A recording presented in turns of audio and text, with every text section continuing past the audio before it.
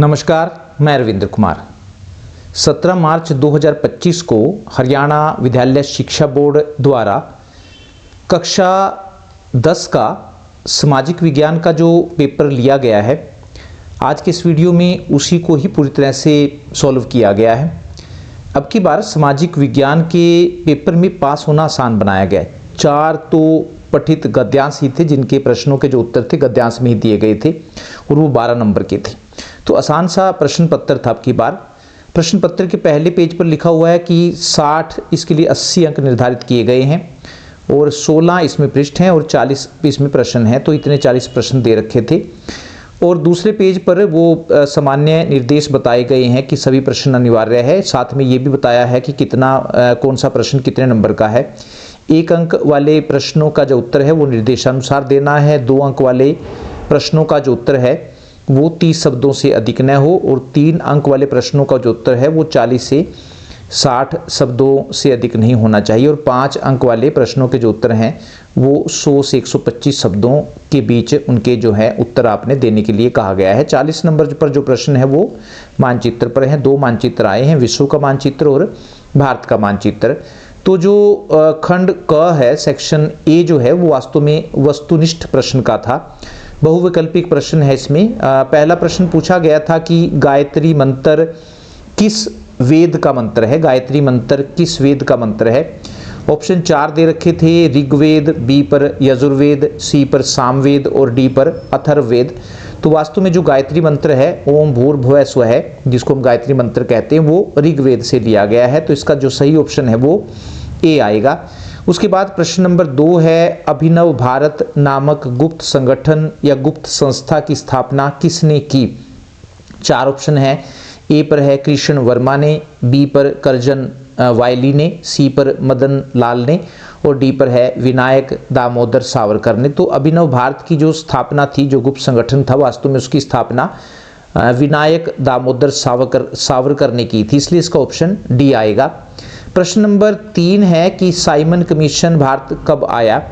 तो इसके भी 4 ऑप्शन दे रखे हैं। ए पर 1918, बी पर 1928, सी पर 1930 और डी पर इनमें से कोई नहीं। तो सही जवाब जो है, साइमन कमीशन वास्तव में भारत में 1928 में आया था, इसलिए इसका ऑप्शन बी सही है। प्रश्न नंबर 4 है, कालक्रम की दृष्टि से सरस्वती सिंधु सभ्यता को कितने चरणों में बांटा गया समय के अनुसार। कितने चरणों में, तो 4 ऑप्शन थे। ए पर 2, बी पर 3, सी पर 4 और डी पर 5। तो वास्तव में जो सिंधु घाटी सभ्यता को है वो 3 चरणों में बांटा गया है कालक्रम के अनुसार, तो इसका ऑप्शन बी आएगा। इसके बाद प्रश्न नंबर 5 है, 2019 में लोकसभा में महिला सांसदों की संख्या, जो एमपीज हैं, 2019 में पूछी गई है। 2019 में लोकसभा में महिला सांसदों की संख्या कितने प्रतिशत थी। तो 2019 की अगर बात करें हम, तो 78 महिला सांसद चुनी गई थी। तो उनका प्रतिशत निकाल लें 543 के हिसाब से, तो वो बैठता है 14.36%। तो इसके ऑप्शन जो है वो सी आएगा। इसमें 14.36% महिलाओं की संख्या थी। टोटल जो है वो 78 महिलाएं चुनी गई थी। 2024 की अगर बात करें, 24 है, तो 2024 में तो और 4 महिलाएं कम चुनी गई हैं। तो 2024 में जो है वो 74 महिला सांसद चुनी गई हैं। तो इसी हिसाब से ये 13% के लगभग बैठता है। तो अगले बार आपने सतर्क रहना है कि 2024 में 74 महिला सांसद बनी हैं।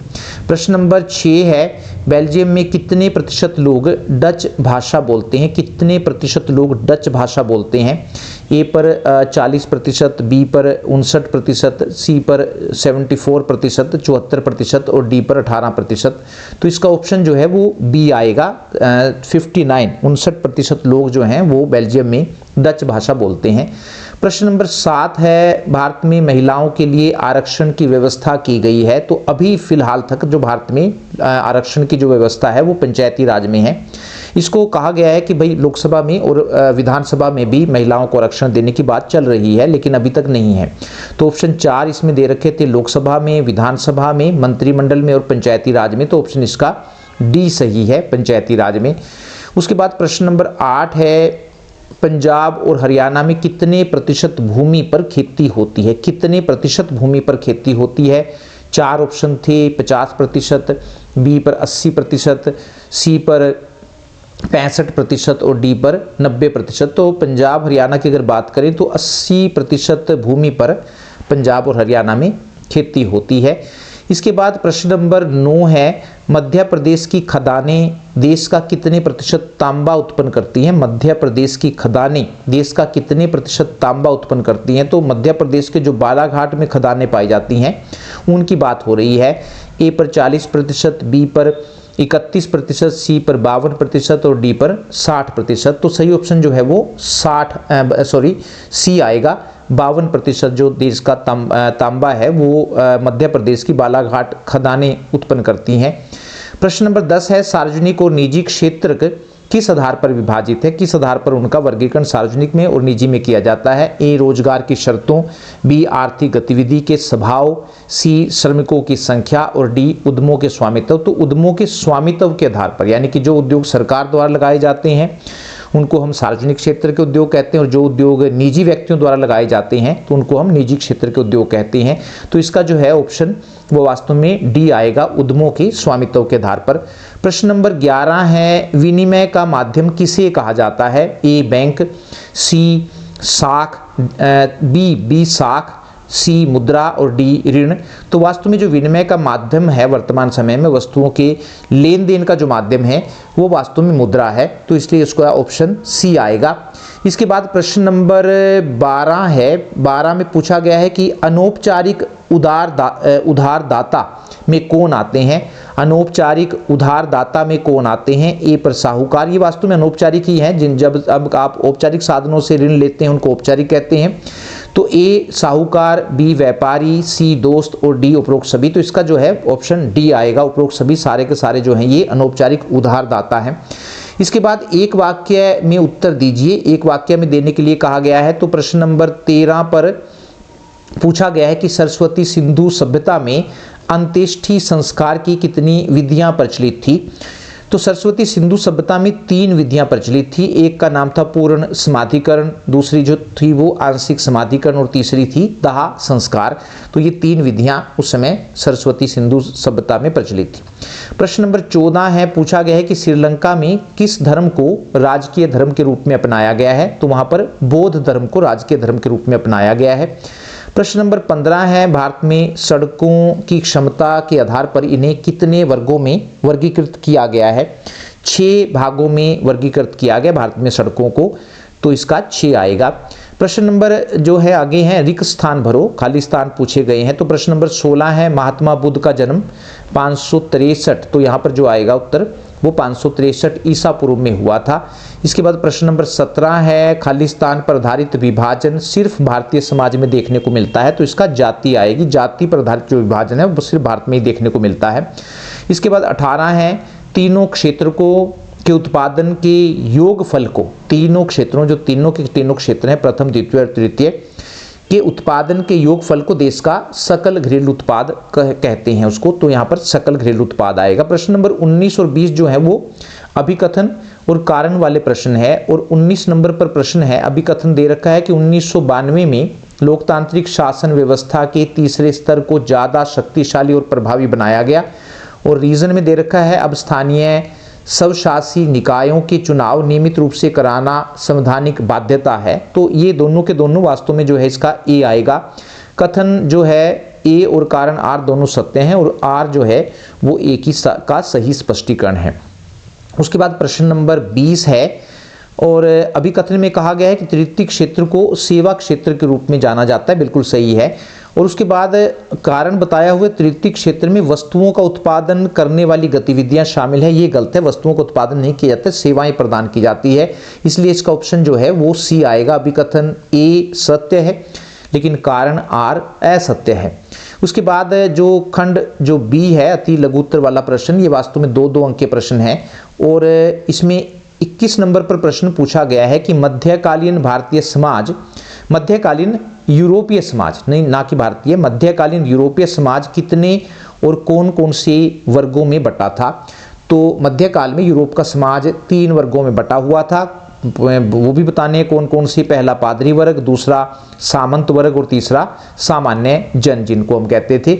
उसके बाद प्रश्न नंबर 22 है, चर्च क्या होता है, ईसाई मत का प्रमुख क्या कहलाता है। तो चर्च या फिर गिरजाघर एक ही बात है। चर्च या गिरजाघर ईसाइयों का उपासना घर होता है और ईसाई मत के प्रमुख को पादरी या फिर उसको पोप कहते हैं।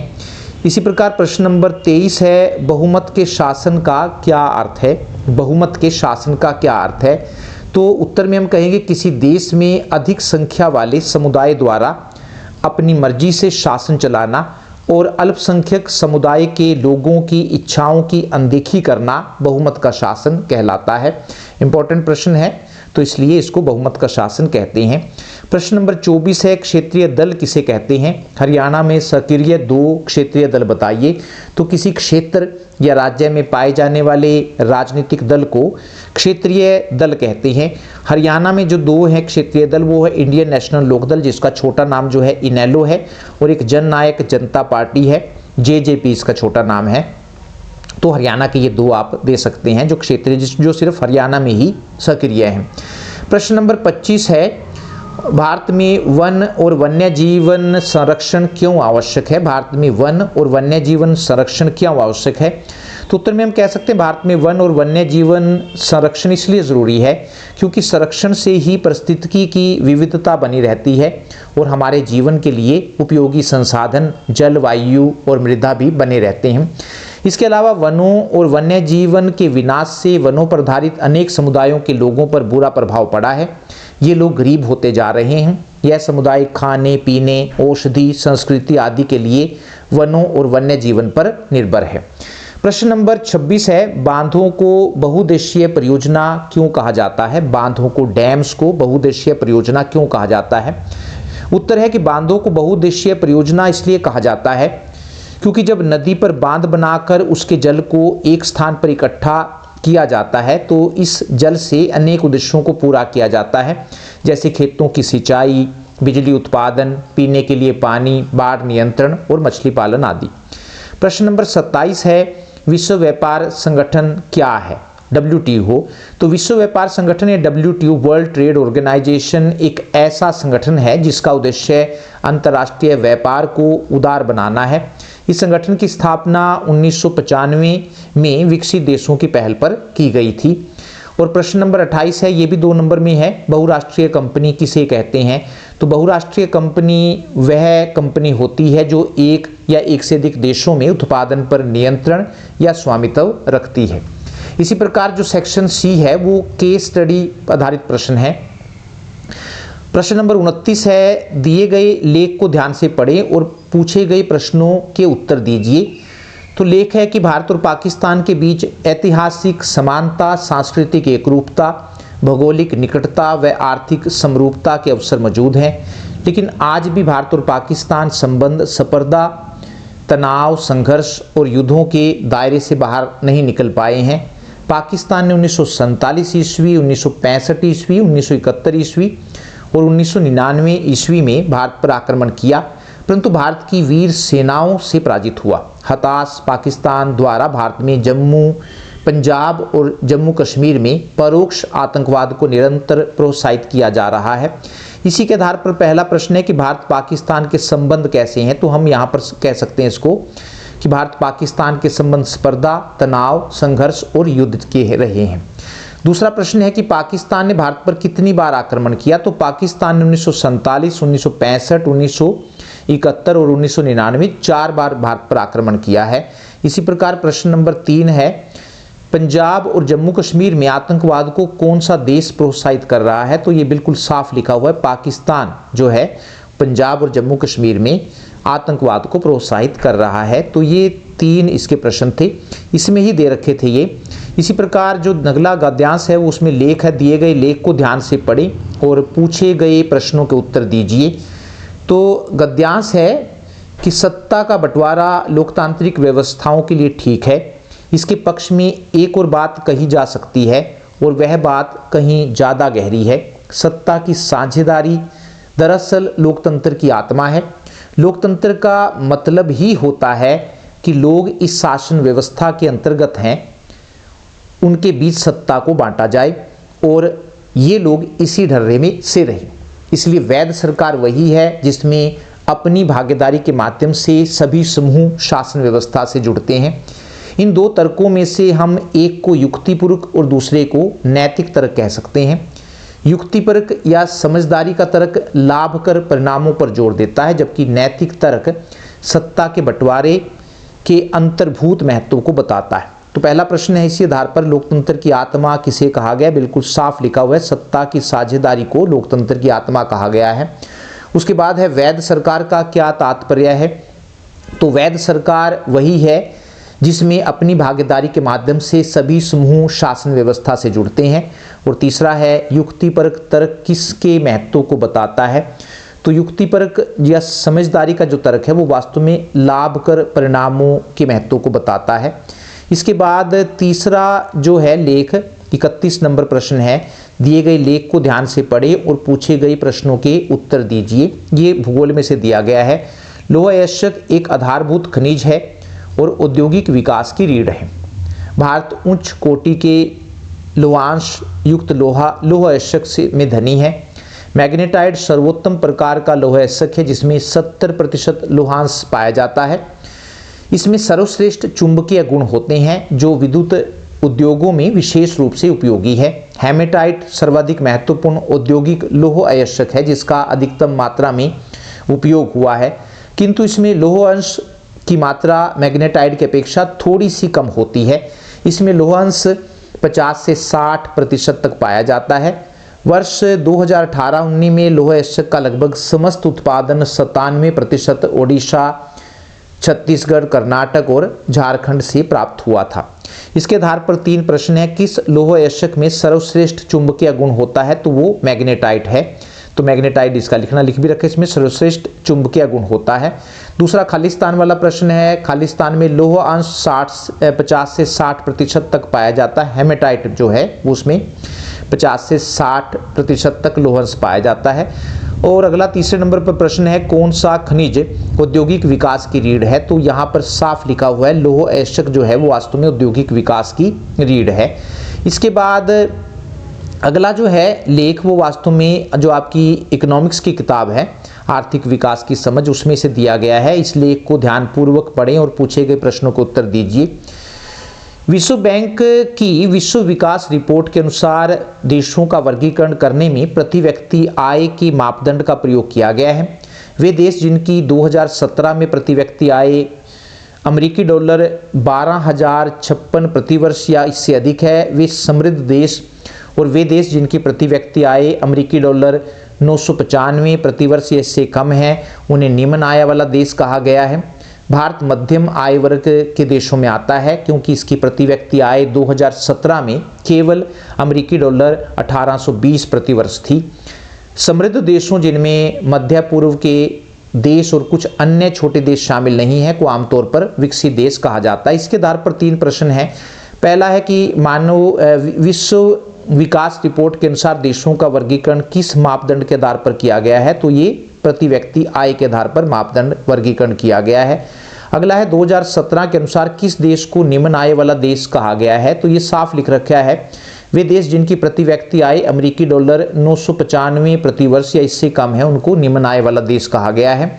और तीसरा है भारत किस आय वर्ग में आता है? तो इसका भी बिल्कुल साफ है, भारत मध्यम आय वर्ग के देशों में आता है क्योंकि इसकी प्रति व्यक्ति आय 2017 में केवल अमेरिकी डॉलर 1820 प्रति वर्ष थी। तो ये भी आसान सा ही था लेख। इसके बाद जो प्रश्न है आगे 33 से हैं वो खंड ग है, उसमें ये थोड़े से लघु उत्तरात्मक वाले प्रश्न है, 3-3 अंक वाले प्रश्न है ये। और 33 नंबर पर प्रश्न पूछा गया है, पश्चिम से भारत में प्रवेश के प्रमुख मार्ग कौन से थे? व्याख्या कीजिए। उत्तर में हम कह सकते हैं कि पश्चिम से भारत में प्रवेश करने के 3 मुख्य मार्ग थे। पहला समुद्र मार्ग से पश्चिम तट पर पहुंचना, दूसरा उत्तर पश्चिम में खैबर, गोमल और बोलन के दर्रों द्वारा भारत में पहुंचना, और तीसरा मकरान मरु प्रदेश का समतली भाग। इन तीनों मार्गों से विदेशी भारत में दाखिल होते थे। प्रश्न नंबर 34 है, उपभोक्ता संरक्षण अधिनियम के अनुसार उपभोक्ता को प्राप्त 3 प्रमुख अधिकार कौन कौन से हैं? तो उसमें पहला है सूचना का अधिकार। इस अधिकार के अंतर्गत उपभोक्ताओं को वस्तु की गुणवत्ता, मात्रा, शुद्धता और मूल्य के बारे में जानकारी प्राप्त करने का अधिकार है। आपने देखा होगा कि जब भी आप कोई वस्तु खरीदते हैं तो उस वस्तु पर उसके अवयवों, मूल्य, बैच संख्या, निर्माण की तारीख, खराब होने की अंतिम तिथि और वस्तु बनाने वाले का पता लिखा होता है। ऐसा इसलिए किया जाता है ताकि वस्तु में किसी प्रकार की खराबी होने पर उपभोक्ता उसकी शिकायत कर सके और मुआवजा पाने या वस्तु को बदलने की मांग कर सके। दूसरा अधिकार है सुरक्षा का अधिकार। बहुत सी वस्तुएं ऐसी होती हैं जिनका प्रयोग करते समय खास सावधानी बरतने की जरूरत होती है। उदाहरण के लिए प्रेशर कुकर में एक सेफ्टी वॉल्व होता है जो यदि खराब हो तो भयानक दुर्घटना हो सकती है। अतः उपभोक्ताओं को यह अधिकार है कि वे उन वस्तुओं की बिक्री से अपना बचाव करें जो उनके जीवन के लिए खतरनाक हैं। तीसरा है चुनने का अधिकार। इस अधिकार के अनुसार उपभोक्ता को अपनी मनपसंद की वस्तु देख परख कर चुनने का अधिकार है। उदाहरण के लिए मान लीजिए कि आप एक दंत मंजन खरीदना चाहते हैं, लेकिन दुकानदार कहता है कि वह दंत मंजन केवल तभी बेचेगा जब आप दंत मंजन के साथ एक ब्रश भी खरीदेंगे, लेकिन आप ब्रश खरीदने के इच्छुक नहीं हैं। ऐसी स्थिति में आपके चुनने के अधिकार का उल्लंघन हुआ है। उसके बाद चौथा है सुनवाई का अधिकार। इस अधिकार का अर्थ यह है कि यदि विक्रेता द्वारा बेची गई कोई वस्तु खराब निकल जाती है तो ऐसी स्थिति में उपभोक्ता को अपनी शिकायत की सुनवाई का अधिकार होना चाहिए। और पांचवा है क्षतिपूर्ति पाने का अधिकार। इसका अर्थ यह है कि खरीदी गई वस्तु के इस्तेमाल से उपभोक्ता को जितनी हानि हुई है उसे उसी अनुपात में क्षतिपूर्ति पाने का अधिकार होना चाहिए। प्रश्न नंबर 35 है, संघीय शासन व्यवस्था की 3 विशेषताएं बताइए। तो पहले नंबर पर हम कह सकते हैं कि दोहरी सरकारें। जिन देशों में संघात्मक शासन प्रणाली पाई जाती है वहां पर 2 प्रकार की सरकारें होती हैं। सारे देश का शासन केंद्र सरकार चलाती है, जबकि राज्यों में राज्य सरकारें होती हैं। ये दोनों सरकारें अपने अपने काम करती हैं और दोनों में से कोई भी एक दूसरे के कामों में दखलंदाजी नहीं करता है। दूसरा है शक्तियों का बंटवारा। संघात्मक शासन प्रणाली की एक विशेषता यह भी है कि इसमें केंद्र और राज्य सरकारों के बीच शक्तियां बटी होती हैं। ऐसे मामले जिनका संबंध पूरे देश से होता है केंद्र सरकार को सौंपे जाते हैं। दूसरी ओर ऐसे मामले जिनका संबंध राज्यों से होता है वे राज्य सरकारों को सौंपे जाते हैं। तीसरा है लिखित संविधान। संघात्मक शासन प्रणाली की एक विशेषता यह भी है कि इसमें संविधान लिखित होता है। संविधान लिखित इसलिए होता है क्योंकि इस प्रणाली में केंद्र और राज्यों के बीच शक्तियां बटी होती हैं, इसलिए शक्तियों के बंटवारे को लेकर दोनों के बीच कोई झगड़ा न हो, संविधान में उन शक्तियों को साफ साफ लिख दिया जाता है। इसके अलावा भी और भी कई विशेषताएं हैं। प्रश्न नंबर 36 है, भारत में चाय की कृषि का संक्षिप्त वर्णन कीजिए। तो चाय एक महत्वपूर्ण पेय फसल है। भारत में इसकी शुरुआत अंग्रेजों ने की थी। चाय को उगाने के लिए निम्नलिखित भौगोलिक परिस्थितियों का होना जरूरी है। पहला है कि चाय के पौधे के लिए उष्ण और उपोष्ण कटिबंधीय जलवायु होनी चाहिए। दूसरा है ह्यूमस और जीवाश्म युक्त गहरी मिट्टी होनी चाहिए। तीसरा है भूमि ढलानदार होनी चाहिए ताकि पानी पौधे की जड़ों में न ठहरे। और अगला है चाय की झाड़ियों को उगाने के लिए सारा साल नम और पाला रहित जलवायु होनी चाहिए। अगला है सारा साल समान रूप से वर्षा की हल्की बौछारें पड़ती रहनी चाहिए ताकि इसकी कोमल पत्तियों का लगातार विकास होता रहे। चाय एक श्रम प्रधान उद्योग है, अर्थात इसके लिए प्रचुर मात्रा में सस्ते और कुशल श्रमिकों की ज़रूरत होती है क्योंकि इसमें ज़्यादातर काम हाथों से करना पड़ता है। इसके बाद निबंधात्मक प्रश्न शुरू होते हैं और पहला ही प्रश्न 37 नंबर पर दे रखा है कि मिस्र की प्रशासनिक व्यवस्था पर प्रकाश डालिए। तो मिस्र में जो है राजा होता था। मिस्र में राजा को फराव कहा जाता था। फराव को देवता माना जाता था। शासन की सभी शक्तियां उसके हाथ में होती थी। उसके बाद दूसरे नंबर पर वजीर है। फराव के बाद शासन में सबसे महत्वपूर्ण पद वजीर का होता था। उसका मुख्य काम लगान वसूल करना और आय व्यय का हिसाब किताब रखना था। तीसरा है परिषद। फराव के दरबार में वृद्ध दरबारियों की एक परिषद भी होती थी जिसे सारू कहते थे। इस परिषद का काम राजा को सलाह देना होता था। चौथा है सेना।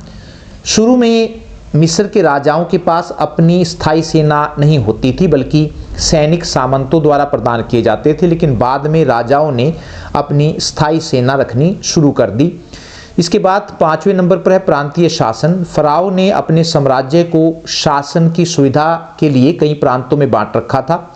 प्रत्येक प्रांत को नोम कहते थे तथा प्रांत के शासक को नोमार्क कहा जाता था। नोमार्क की नियुक्ति फराओ द्वारा ही की जाती थी। न्याय व्यवस्था, मिस्र में फराओ ही मुख्य न्यायाधीश होता था। जब भी कोई मुकदमा फराओ के सामने आता था तो वह लिखित रूप में चलाया जाता था और फराओ मुकदमे का फैसला 3 दिन में कर देता था। अपराधी को कठोर सजा दी जाती थी, जैसे डंडे से पीटना, कोई अंग काट देना या देश निकाला दे देना। अथवा करके दूसरा प्रश्न दे रखा है कि मेसोपोटामिया सभ्यता के धार्मिक और सामाजिक जीवन का वर्णन कीजिए। धार्मिक और सामाजिक जीवन का वर्णन कीजिए। तो धार्मिक की बात करें तो सामाजिक, पहले हम सामाजिक जीवन है। मेसोपोटामिया का समाज 3 वर्गों में बटा हुआ था। क है उच्च वर्ग, इस वर्ग में राजा, पुरोहित और उच्च अधिकारी आते थे।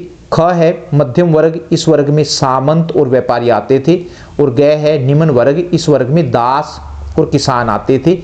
दूसरा है धार्मिक वर्ग। मेसोपोटामिया के लोग बहुदेववादी थे, अर्थात वे अलग अलग देवताओं की पूजा करते थे। उनके प्रमुख देवता अनु आकाश का देवता, की पृथ्वी, सिन चंद्रमा, तम्मूज वनस्पति और कृषि का देवता, इश्तर प्रेम की देवी, नरगल प्लेग की देवी आदि थे। तो ये कई सारे देवता थे उनके।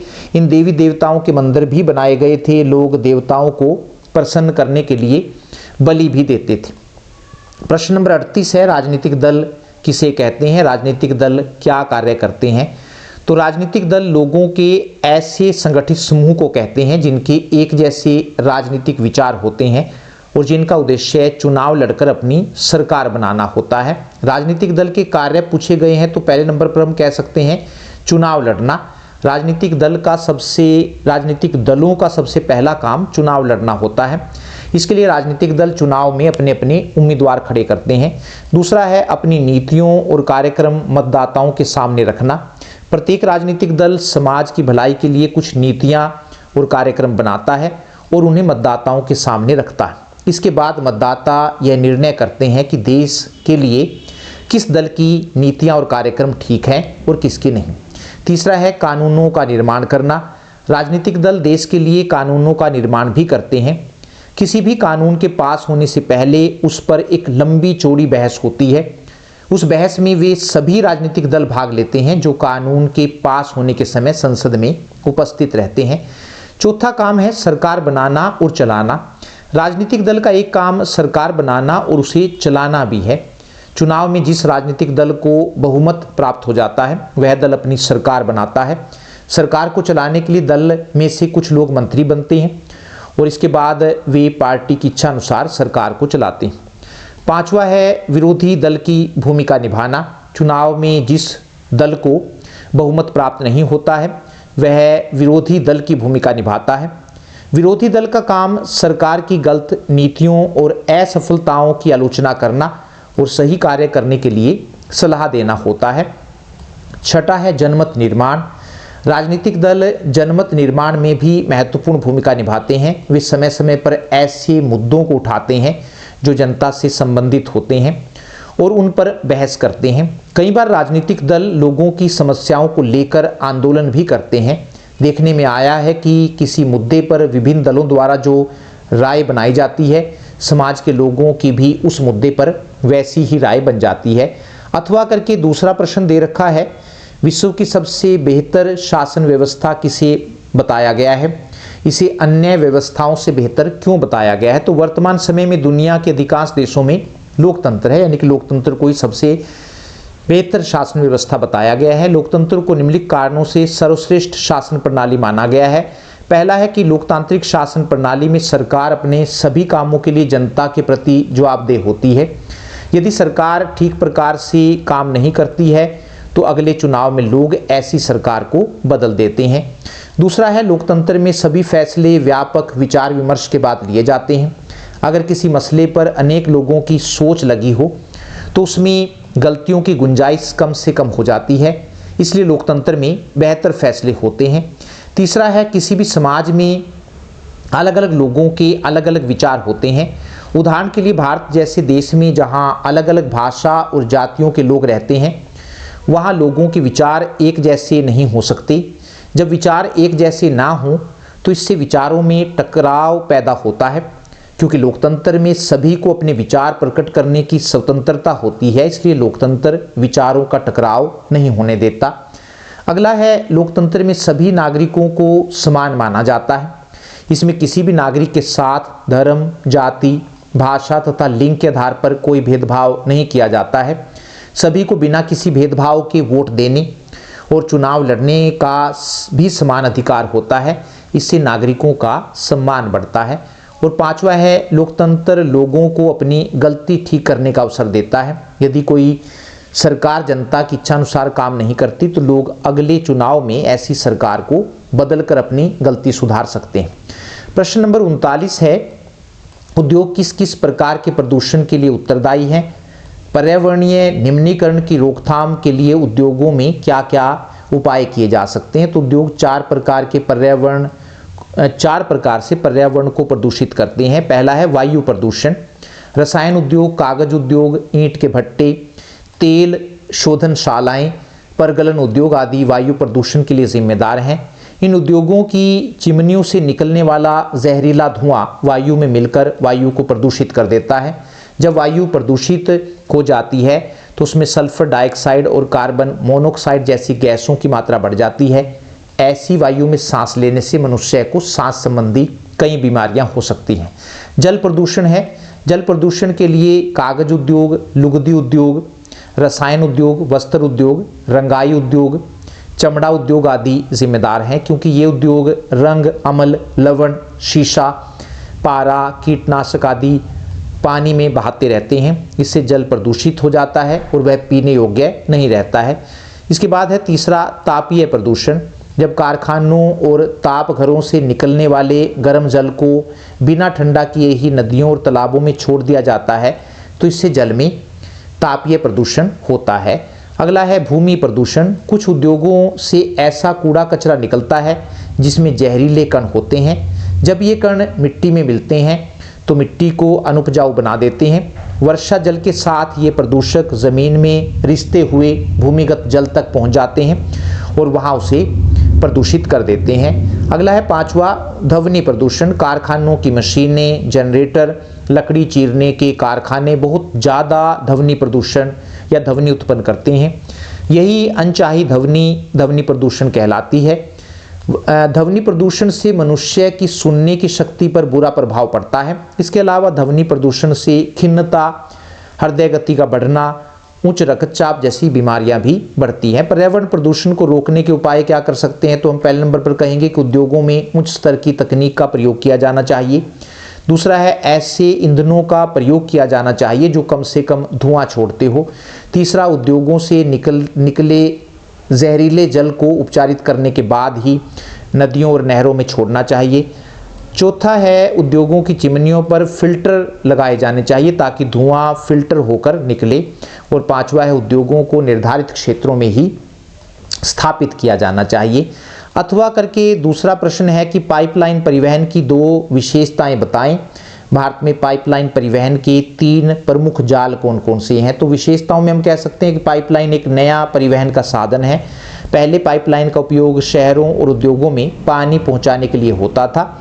और दूसरा है आजकल पाइपलाइन का प्रयोग कच्चा तेल, पेट्रोल उत्पाद, तेल से प्राप्त गैस और प्राकृतिक गैस को एक स्थान से दूसरे स्थान तक पहुंचाने के लिए किया जाता है। देश में पाइपलाइन परिवहन के 3 जो प्रमुख जाल हैं तो उसमें हम कहेंगे ऊपरी असम के तेल क्षेत्रों से गुवाहाटी, बैरोनी और इलाहाबाद के रास्ते कानपुर उत्तर प्रदेश तक। इसकी एक शाखा बैरोनी से राजबंद होकर हल्दिया तक है, जबकि दूसरी शाखा राजबंद से मोरी ग्राम तक और तथा गुवाहाटी से सिलीगुड़ी तक है। दूसरा है गुजरात में सलाया से वीरमगांव, मथुरा, दिल्ली व सोनीपत के रास्ते पंजाब में जलंधर तक। इसकी अन्य शाखा बड़ोदरा के निकट कोयली को चक्षु और अन्य स्थानों से जोड़ती है। तीसरे नंबर पर गैस पाइपलाइन गुजरात में वजीरा को उत्तर प्रदेश में जगदीशपुर से मिलाती है। यह मध्य प्रदेश के विजयपुर के रास्ते होकर जाती है। इसकी शाखाएं राजस्थान में कोटा तथा उत्तर प्रदेश में शाहजहांपुर, बबलाला व अन्य स्थानों पर हैं। अथवा करके दूसरा है योग्यता आधारित कॉम्पिटेंसी बेस्ड क्वेश्चन दे रखा है, योग्यता आधारित प्रश्न। कैबिनेट मंत्री बुनियादी ढांचे की योजनाओं पर चर्चा कर रहे थे। एक मंत्री यह समझा रहा था कि सड़कें आमतौर पर रेलवे लाइनों की तुलना में अधिक लाभप्रद क्यों होती हैं, उसके संभावित तर्कों की व्याख्या कीजिए। तो उत्तर में हम कह सकते हैं कि जो तर्क हो सकते हैं, रेलवे लाइन की अपेक्षा सड़कों के निर्माण पर बहुत कम लागत आती है। दूसरा है सड़कें ऊबड़ खाबड़ भूभागों पर भी बनाई जा सकती हैं। तीसरा है सड़कें पहाड़ी क्षेत्रों में भी बनाई जा सकती हैं। चौथा है कम दूरी व कम वस्तुओं के परिवहन में सड़क मितव्ययी है। पांचवा है सड़कें लोगों के घर तक पहुंचती हैं, इसलिए इनके द्वारा वस्तुओं और सेवाओं को लोगों के घर तक पहुंचाया जा सकता है। छठा है सड़क द्वारा सामान को ले जाते समय सामान को चढ़ाने व उतारने की लागत भी कम होती है या कम आती है। प्रश्न नंबर 40 है, ए पर पूछा गया है कि दिए गए विश्व के रेखा मानचित्र पर एशिया में इंग्लैंड के 2 उपनिवेश दर्शाने हैं। और बी पर है दिए गए भारत के मानचित्र रेखा मानचित्र पर निम्नलिखित बांध दर्शाने हैं, सरदार सरोवर बांध, हीराकुंड बांध और टिहरी बांध। तो इस प्रकार से तो अगर विश्व के मानचित्र पर दिखाने हैं एशिया महाद्वीप में इंग्लैंड के 2 उपनिवेश, तो एक तो भारत ही आप दिखा सकते हैं, पूरा का पूरा भारत जो है वो इंग्लैंड का उपनिवेश था, और दूसरा जो है वो श्रीलंका दिखा सकते हैं। तो ये 2 उपनिवेश हो गए इंग्लैंड के। इसी प्रकार भारत का जो रेखा मानचित्र उस पर 3 बांध दिखाने के लिए कहा गया है। सरदार सरोवर जो बांध है वो वास्तव में वो नर्मदा नदी पर बना हुआ है और गुजरात में है। इसी प्रकार जो हीराकुंड बांध है वो महानदी पर बना हुआ है और ये ओडिशा में है। तो जहाँ ये दिखाया हुआ है वहाँ पर आप दिखा सकते हैं। और टिहरी जो बांध है वो वास्तव में उत्तराखंड में है, तो यहाँ पर आप ये टिहरी बांध दिखा सकते हैं। बिल्कुल आसान सा मैप दिया गया था। तो पूरा का पूरा ये प्रश्न पत्र था। धन्यवाद, नमस्कार।